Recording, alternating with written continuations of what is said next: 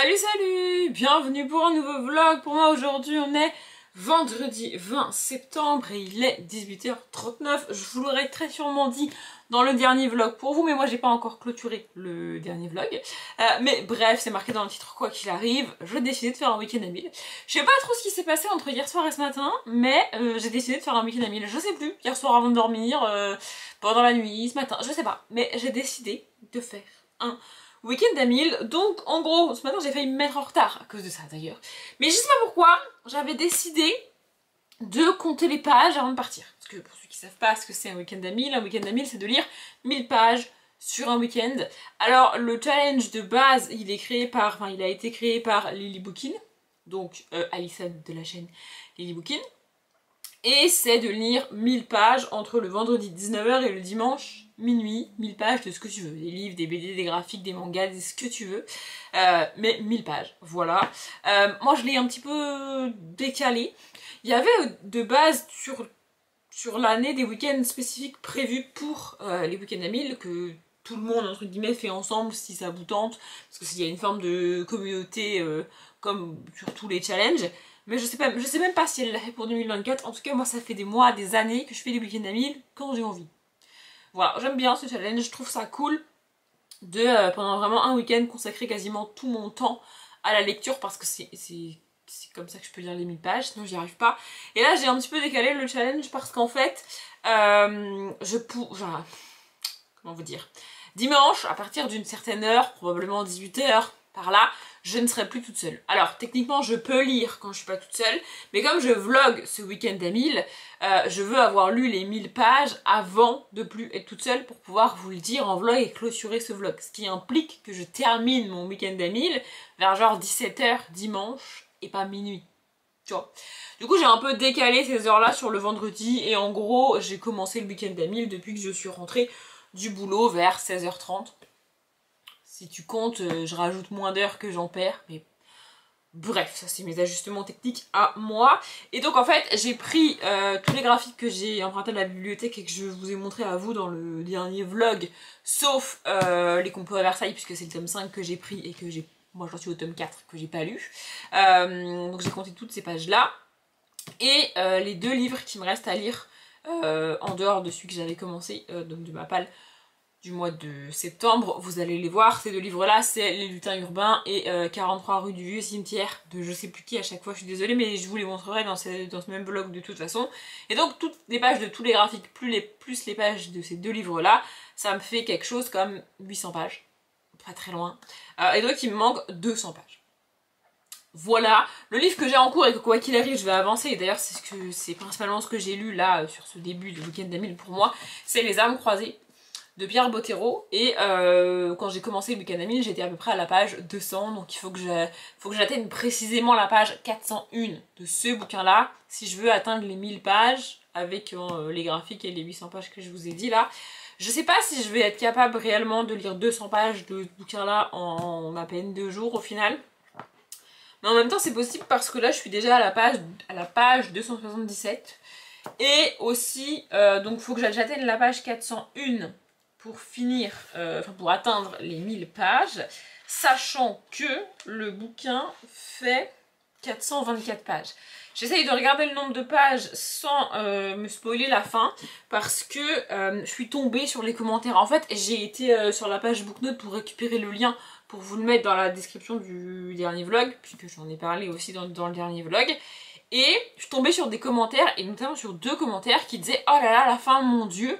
sans spoiler, mais en disant en gros la fin est dure. Apparemment la fin est... c'est pas une fin conventionnelle entre guillemets, c'est pas le genre de fin... En gros je m'attends pas à une fin heureuse, pompe up, tout va bien, tu vois. Donc j'ai un peu peur. Du coup j'essaie de pas trop aller à la fin pour pas me spoiler, parce que sinon voilà. Mais en tout cas il fait pas beaucoup plus que 401 pages, tout ça pour dire que si j'arrive à compléter les 1000 pages avec ce livre-là uniquement, je pense que je le terminerai aussi sur le week-end. Mais ça va dépendre parce que du coup, là le but ce soir c'est de lire beaucoup, enfin d'avancer au maximum, tout en m'occupant de finaliser la vidéo réorganisation, parce que à l'heure où je vous parle, on est vendredi, cette vidéo sort après-demain pour moi, elle est pas prête. Mais j'ai eu peur, j'ai cru qu'il fallait que... En fait là j'ai complètement fini de la dérocher, j'ai complètement fini de la monter. Elle était en 3 morceaux enregistrés sur mon ordinateur, et là je viens de les rassembler. Et j'avais peur que ce soit une vidéo beaucoup trop longue et que une fois les morceaux rassemblés, je doive regarder toute la vidéo et faire des cuts, notamment dans ce que je blablate dans cette vidéo, pour qu'elle dure moins longtemps. Mais là, je viens de tout rassembler et elle dure 56 minutes. Je m'étais dit que je voulais qu'elle dure 50-55 minutes. Bon, on est un petit peu au-delà, mais franchement, ça va. Je vais quand même la re-regarder entièrement avant de l'enregistrer, pour voir si je ne me saoule pas moi-même avec tout ce blabla que je dis dans cette vidéo. Mais sinon je la laisserai comme ça. Peut-être que pour vous elle était moins longue, peut-être que je l'ai laissée comme ça, je sais pas. Mais en tout cas je suis pas obligée de couper des passages. Donc ça c'est cool. Bref, du coup j'ai avancé là-dedans ce soir. J'ai lu à peu près quasiment 80 pages aujourd'hui. Enfin ce soir là déjà, donc c'est pas mal, vraiment. Peut-être que je vais lire les 200 pages, je sais pas. Le but, enfin mon week-end d'amis il est structuré de manière à ce que je lise vraiment au max ce soir et vraiment full demain, samedi. Et dimanche je verrai parce que dimanche matin du coup j'ai prévu de tourner des vidéos. Parce qu'il faut quand même que je tourne des vidéos à un moment donné. Et sur ce qui va me rester de la matinée après avoir tourné les vidéos et l'après-midi avant que je ne sois plus toute seule, je sais pas réellement ce que je pourrais lire, vous voyez. Donc je voudrais limite être à 800 pages demain soir. Voilà, et c'est aussi pour ça que peut-être que les 200 pages, je les lirai pas que avec les âmes croisées, peut-être que je rajouterai un graphique qui est par là dans ma palle à moi, parce que derrière, ça c'est mon armoire et derrière c'est ma palle. Je verrai ça dimanche si je complète avec les âmes croisées uniquement, ou si je complète avec un graphique, parce que ça fait 40 ou 50 pages de rapidement lu. Vous voyez, mais j'ai pas lu que ça ce soir, j'ai aussi lu Des Lumières dans la nuit, donc les 2 tomes de Lorena Alvarez. Et je vais pas m'étendre là-dessus dans ce vlog parce que je vais en parler en update graphique, je pense, dans pas longtemps pour vous. Ou alors peut-être même que l'update graphique sera déjà sorti, je sais plus. Mais j'ai pas très bien, j'ai quasiment rien compris. En fait, j'ai bien aimé le tome 1. Vraiment, la fin du tome 1, j'ai trouvé ça enfin, vraiment, j'ai bien aimé le tome 1. Dans le tome 1, on va rencontrer donc une petite fille qui dessine en attrapant les lumières de la nuit. C'est assez poétique, assez chou. Et elle va rencontrer un personnage qu'on sait pas trop si c'est un fantôme, si elle est gentille, si elle est méchante. C'est une jeune fille, on sait pas trop si elle existe réellement ou pas. Il y a une part de est-ce que ça se passe dans ses rêves, est-ce que ça se passe dans ses cauchemars, on sait pas trop. Et du coup j'avais envie d'aller plus loin, et donc vraiment le tome 1 se finit en mode il n'y a pas vraiment de fin en fait à cette histoire, et je m'attendais vraiment à trouver la suite directe dans le tome 2, et en fait pas du tout. Dans le tome 2 c'est une toute autre histoire, avec une grenouille qui parle, une tortue chelou, vraiment un univers... J'ai vérifié 3 fois que c'était bien le tome 2, mais oui, c'est bien le tome 2. Vraiment, pour moi, il n'y a pas de lien entre les 2 tomes, en fait. Du coup, j'ai pas bien compris. Et puis, je les ai vraiment enchaînés, quoi. J'ai vraiment lu les 2 à la suite, l'un de l'autre, et ben, j'ai pas tout compris. En fait, je trouve ça dommage que le tome 2 soit pas la suite directe du tome 1, que le tome 1 reste en suspens comme ça. Et du coup, j'ai pas réussi à m'intéresser à cette histoire-là, parce que c'est pas du tout ce que je voulais lire, en fait. Mais bon, en tout cas, je les ai lus. Je sais pas à combien de pages je suis, je dois être à peu près à 180 pages, parce que chacune des 2 BD fait un peu plus de 50 pages, enfin une cinquantaine de pages. Donc je dois être à 180-190 pages lues, ce qui est pas trop mal. Je vais continuer à lire parce qu'il faut notamment que j'enregistre et mettre en ligne des vidéos. Et peut-être que j'en montrerai une si j'ai le temps. Et je vous ai pas dit, mais pour ceux qui ont l'habitude, on est là parce que ma machine est en train de tourner. On est dans ma chambre parce que ma machine tourne. Et peut-être que je lirai une autre BD ce soir, parce que le but aussi c'est de lire toutes les BD entre ce soir et demain pour tourner un update graphique dimanche. Du coup c'est pour ça que peut-être vous avez déjà eu l'update graphique là-dessus, parce que je sais que ce vlog sort dans longtemps par rapport au moment où je le tourne, parce que le week-end prochain je suis pas là et je pourrais pas vlogger. Enfin bref, ça c'est mon organisation personnelle. Mais voilà, en tous les cas je vais avancer là-dedans ce soir. Peut-être lire une autre graphique, bien sûr, un autre graphique, une autre BD quoi, enfin genre voilà. Je sais pas si je vous reprendrai ce soir ou pas, mais moi je vais lire en tout cas. Je vous retrouve, on est samedi 21 septembre et il est 10h35. Pour ceux qui ont vu le dernier vlog, oui, moi je viens juste de le clôturer, et donc j'ai actuellement mon Lego très tentant juste à côté de moi, vous le voyez pas mais il est là. Je ne vais pas faire de Lego tout de suite maintenant, je veux lire et avancer Dans mes bouquins, ce matin j'ai lu 2 BD, donc j'ai lu Les sortilèges de Zora, le tome 1, une sorcière au collège, et le tome 2, la bibliothèque interdite. C'est de Judith Peignan, ou Peignan, je ne sais pas, et Ariane Delrieux. Franchement j'ai bien aimé, c'était assez chouette. J'ai vérifié, c'est une série en 4 tomes, donc il faudra que je trouve les 2 autres tomes pour finir la saga, que je les trouve à la bibliothèque, je veux dire. Mais je vais vous parler de ces 2 premiers tomes dans un update, et une fois que j'aurai lu les tomes 3 et 4, je vous en parlerai dans un autre update. Voilà, franchement c'était assez cool, du coup ça fait une 50aine de pages, donc bah, voilà. Hier soir je me suis arrêtée, j'étais à 215 pages lues au total.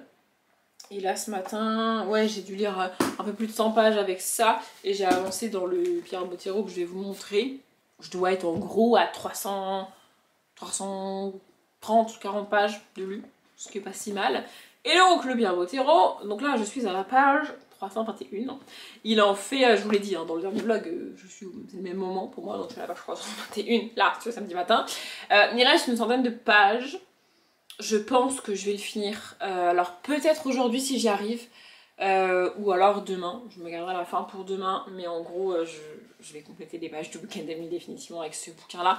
Hier, sans m'en rendre compte, j'ai lu plus de 100 pages, donc, alors que hier j'ai pas pu lire beaucoup, parce que c'est quand même, on était vendredi, j'ai travaillé, etc. Donc j'ai quand même lu plus de 100 pages.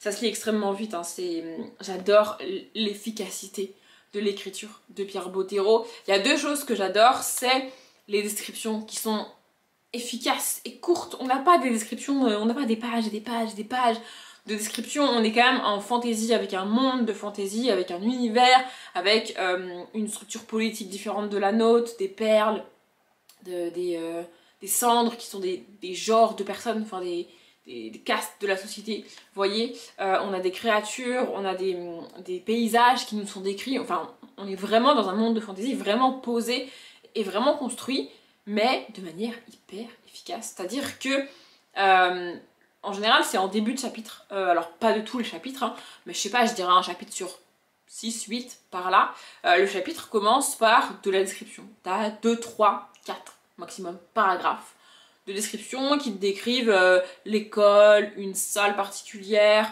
l'endroit où notre personnage principal arrive, des plaines, une espèce de... Enfin, tous les lieux qu'elle visite sont décrits de manière efficace en 2-3 paragraphes, vraiment, au début du chapitre, et puis ensuite tu la suis dans cet endroit-là. Et donc dans les chapitres qui suivent, il n'y a pas... On revient pas sur la description du lieu, parce qu'en fait elle est tellement efficace, cette description, que tu l'as en tête. Vraiment, c'est assez ouf. Ça, c'est la première chose. Et la deuxième chose, c'est les espèces de mini-suspense et mini-attentes que l'auteur crée et vient combler juste derrière. Je trouve ça dingue. En gros, par exemple, à un moment donné, le personnage principal fait un choix qui l'emmène dans un nouveau lieu. Je vais peut-être vous résumer le bouquin après, parce que dans ce vlog-là, je l'ai pas fait. Bref, elle fait un choix qui va l'amener dans un nouveau lieu. Et donc, en gros, le chapitre se termine, on te dit, elle va là-bas.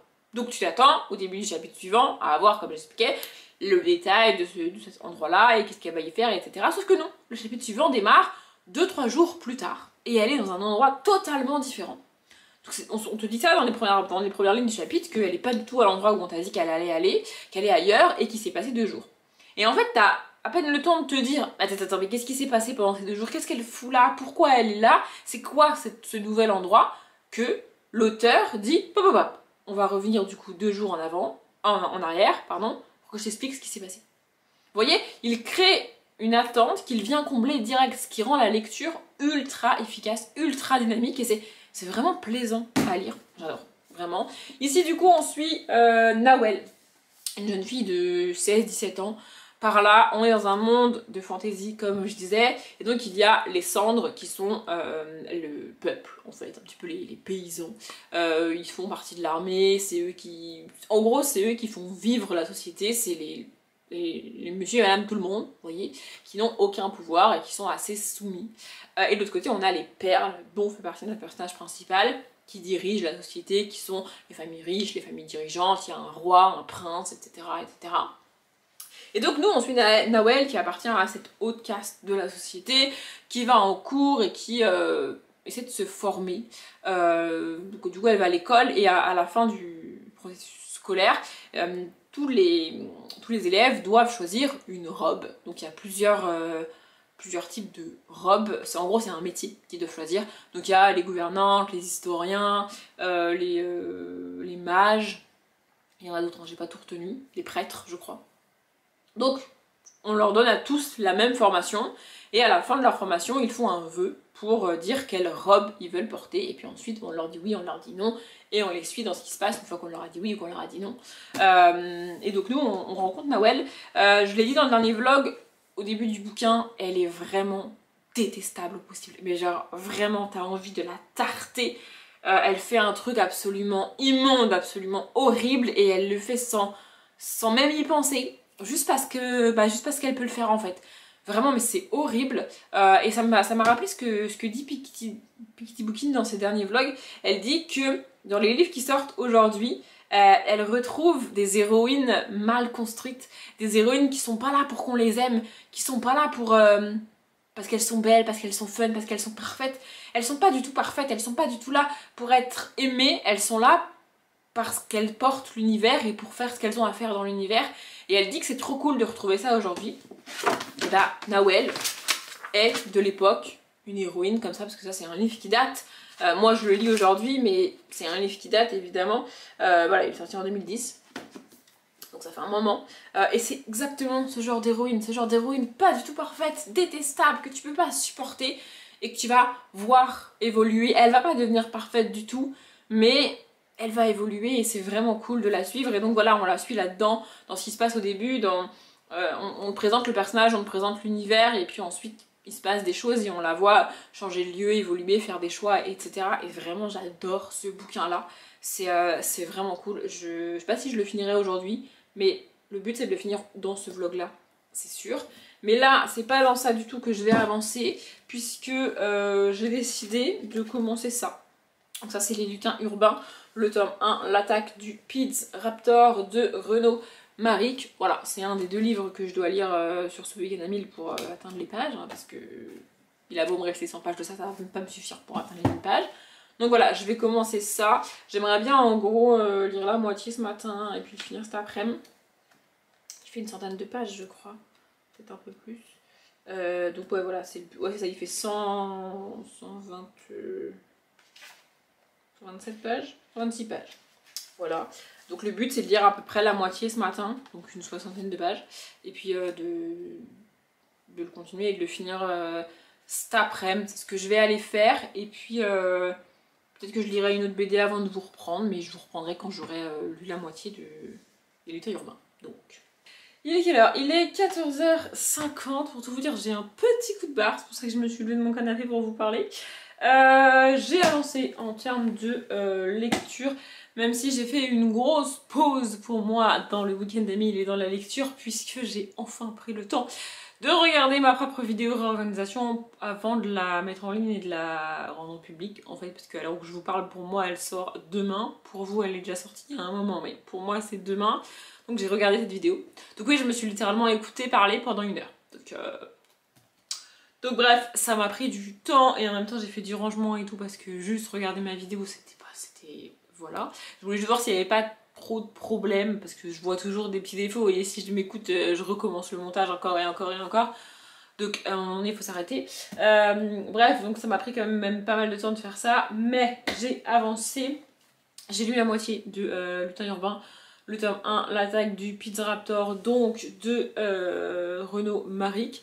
C'est pas tout à fait mon style de lecture, mais en même temps on est avec des lutins, donc c'est pas mon style, c'est pas le truc que je kiffe, les lutins, etc.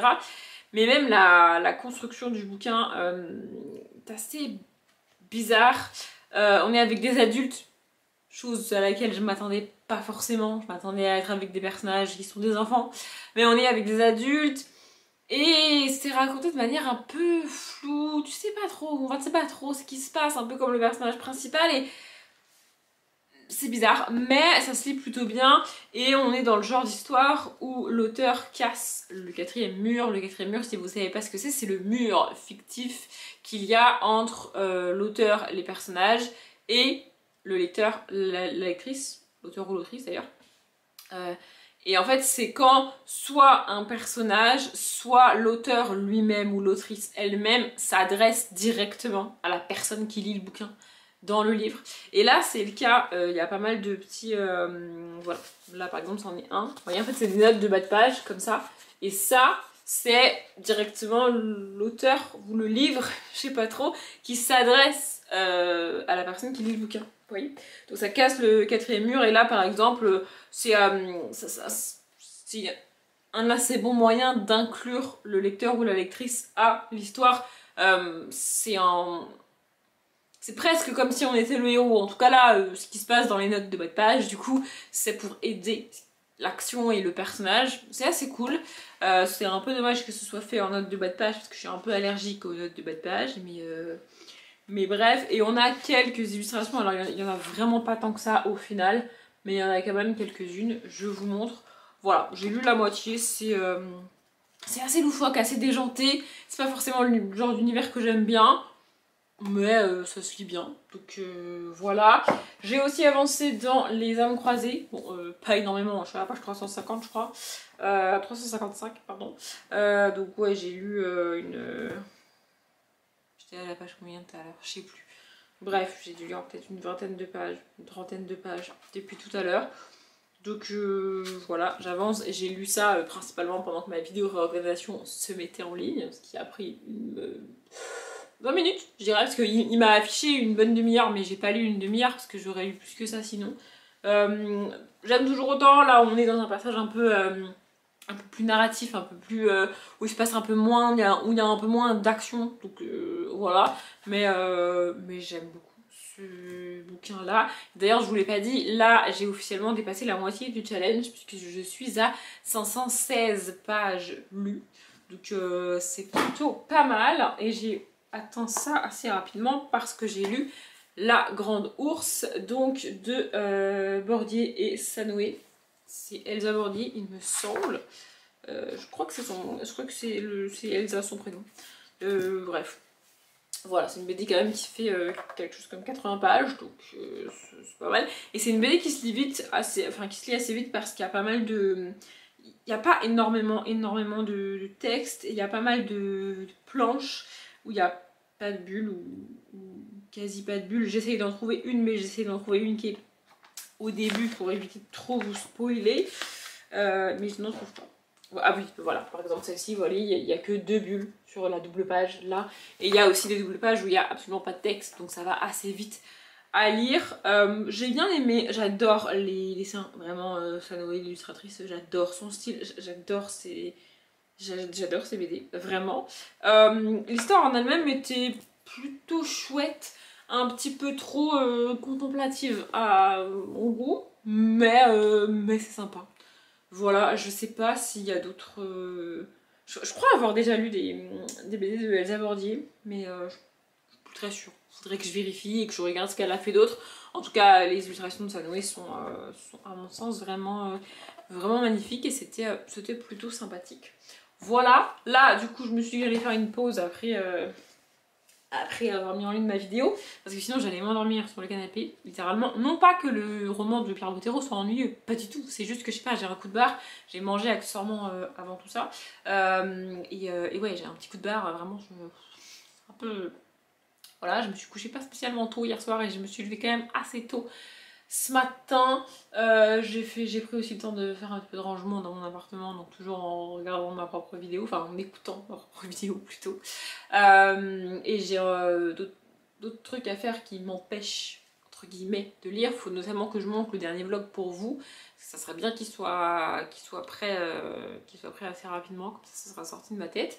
Et donc je peux pas lire en même temps que je monte la vidéo, c'est pas possible. Donc là, je pense que je vais reprendre les lutins urbains. Je sais pas si je le terminerai d'un coup, parce qu'il me reste du coup la moitié à lire. Mais je vais le reprendre, je vais l'avancer, peut-être le finir, comme ça ce serait entre guillemets fait. Et puis ensuite je pense que je ferai une petite pause goûter, me faire un petit café, ça va me réveiller, c'est une bonne idée.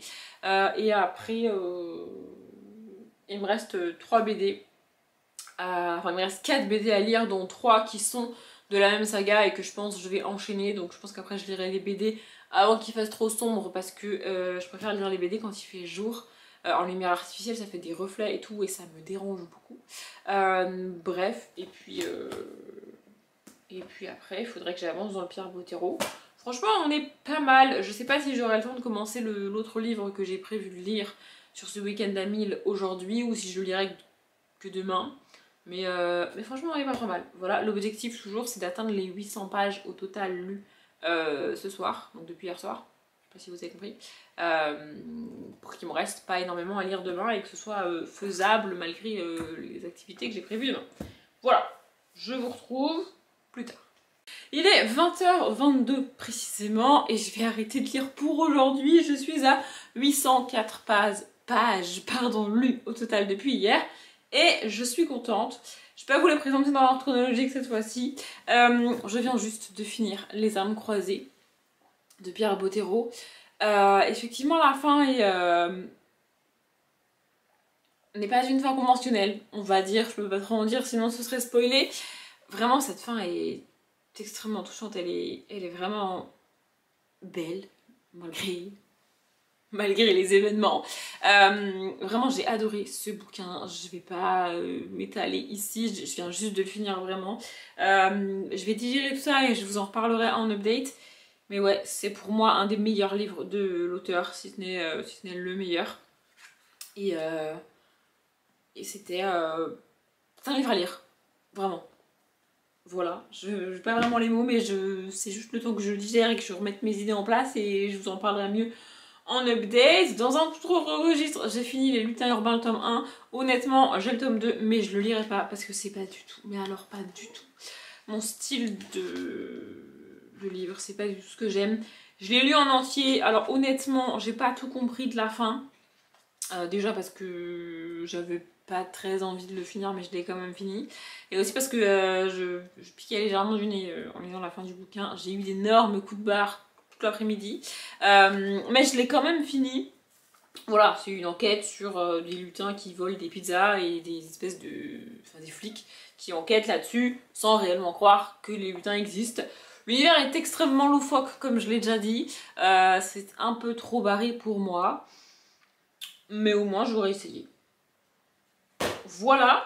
Et j'ai lu les 3 tomes de Petit Pierrot de Alberto Varanda. Voilà, ils sont là.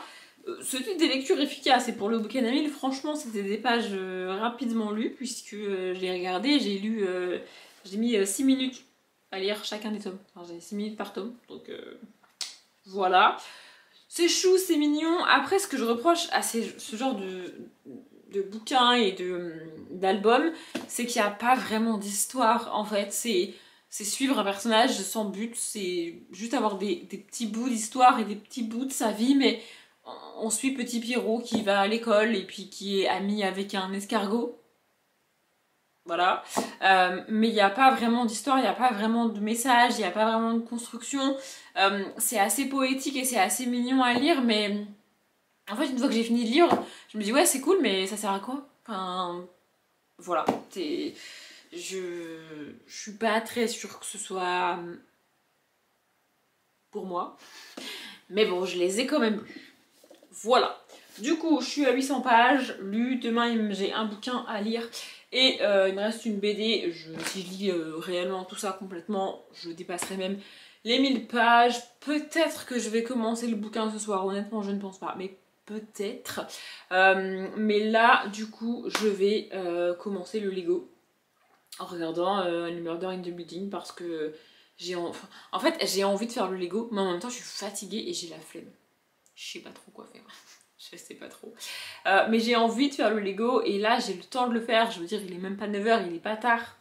Donc je sais pas trop. Mais en tout cas pour la lecture, j'arrête aujourd'hui. Je reprendrai demain. On est donc dimanche aujourd'hui pour moi et il est 14h53.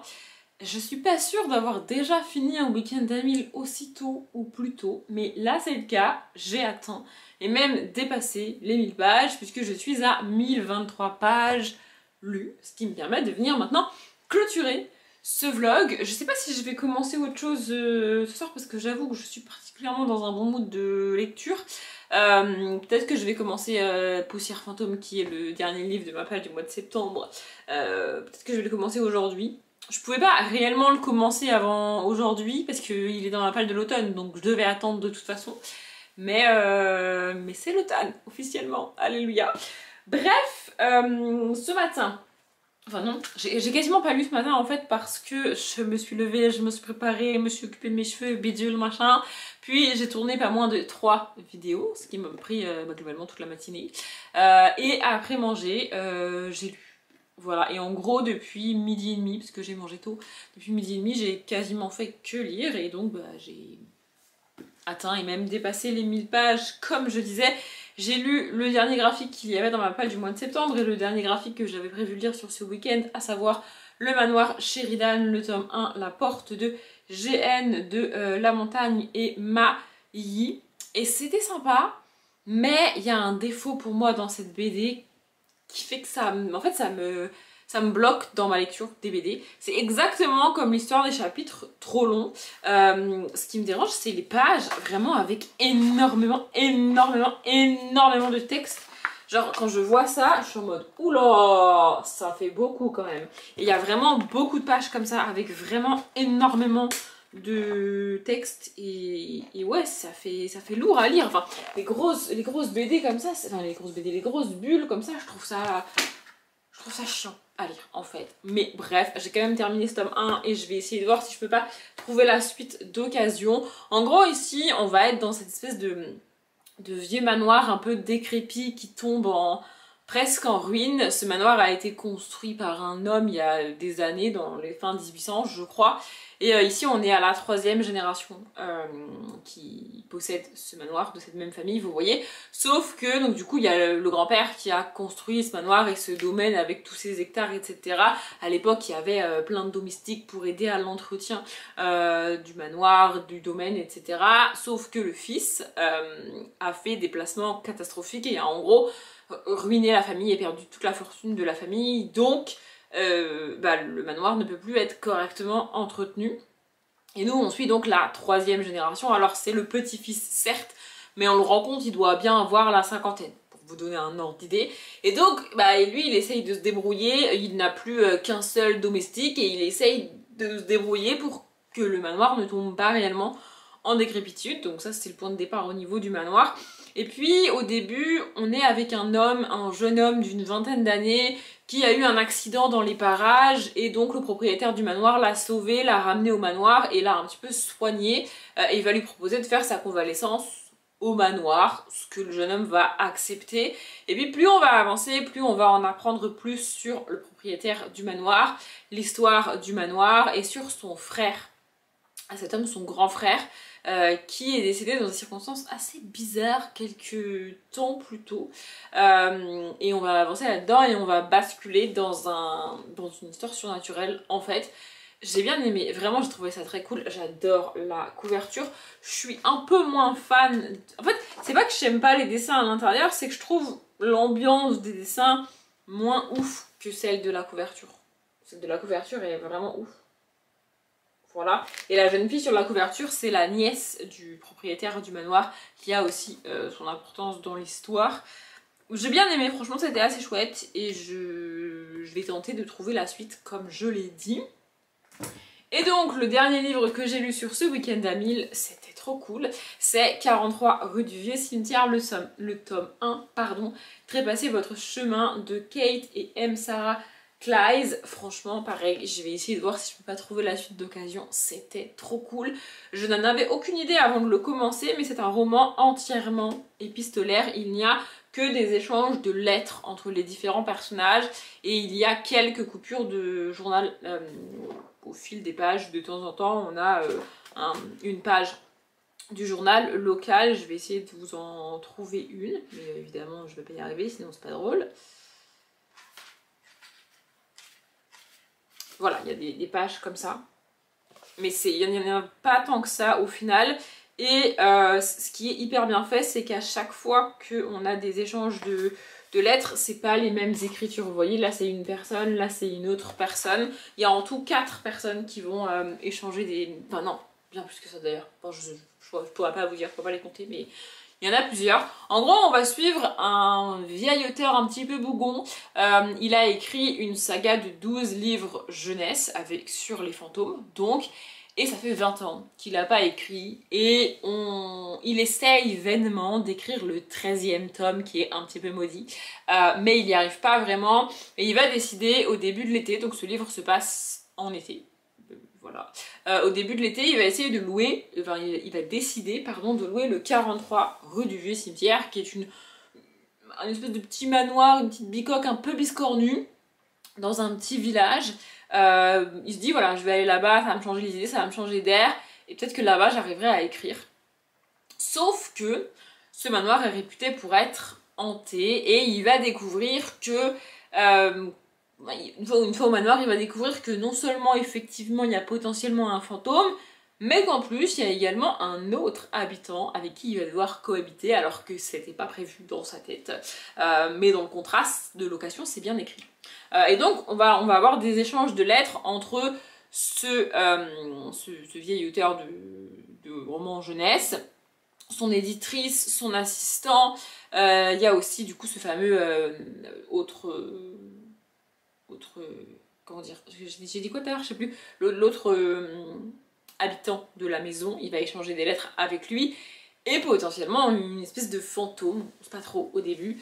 Et puis il y a au fur et à mesure d'autres personnages qui vont se rajouter, comme l'éditrice, je sais plus si je l'ai dit, mais l'éditrice, et puis aussi un enquêteur privé, et peut-être d'autres gens que j'oublie encore. Vraiment, j'ai trouvé ça hyper bien fait, hyper bien construit. C'est hyper difficile de ne faire avancer le roman qu'avec des lettres échangées entre les personnages.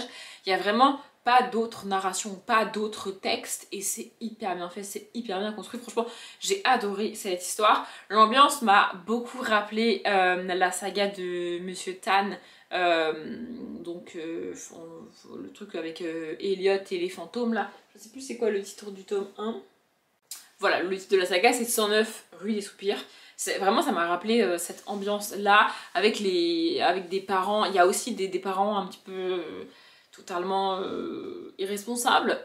Vraiment j'ai adoré ce livre là, c'était vraiment cool. Je l'ai lu quasiment d'une traite. Et c'est bizarre parce que sur ce week-end d'Amil, j'ai lu quand même pas mal de choses rapidement, voire d'une traite quasiment. Et c'est pas quelque chose qui m'arrive souvent. Moi j'ai besoin de faire des pauses dans mes lectures. Mais là, littéralement les pages défilaient toutes seules et je me suis même presque pas rendu compte que j'allais finir le roman sans faire de pause, mais c'est le cas. Vraiment, j'ai trouvé ça hyper chou, hyper chouette, c'était vraiment cool. Et puis, ce côté suivre un auteur de roman jeunesse dans un roman jeunesse, c'est trop cool. Vraiment, j'ai adoré ce bouquin-là. Il faut que je voie pour la suite de la saga et que je voie ce qu'elles ont écrit d'autres, Kate et Sarah Clyde, parce que c'est franchement très chouette. Voilà. J'ai donc fini ce week-end d'Amil, j'ai rempli le challenge assez facilement cette fois-ci, mais ces derniers temps, ces derniers mois, ces dernières années, quand je fais un week-end d'Amil, je lis pas mal de graphiques et je lis principalement des livres jeunesse, ce que je faisais pas du tout au début. Au début, vraiment, je tentais les week-ends d'Amil avec des romans classiques de 300 pages et je galérais de ouf. Donc là j'y arrive mieux et c'est vraiment cool.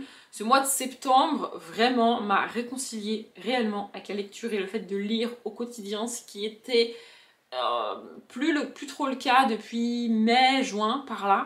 Donc ça commençait à faire un petit bout que j'arrivais plus trop à lire et que c'était plus vraiment un plaisir de lire. Là au mois de septembre c'est redevenu un plaisir et c'est vraiment cool. J'espère que ça va continuer. Pour le mois d'octobre, moi j'ai tourné ma page du mois d'octobre ce matin. Je sais pas si vous l'aurez déjà eu, peut-être pas, je sais plus. Mais vraiment j'espère que ça va continuer en octobre. La pile là est juste à côté de moi, il n'y a pas de raison que ça le fasse pas. Mais ouais, c'est vraiment cool de reprendre plaisir à lire comme ça. Je suis très contente. Je vais m'arrêter là pour cette vidéo, j'espère que le vlog vous a plu. Comme d'habitude, je vous souhaite une bonne journée, un bon après-midi, un bon appétit ou une bonne nuit. Et je vous dis à bientôt.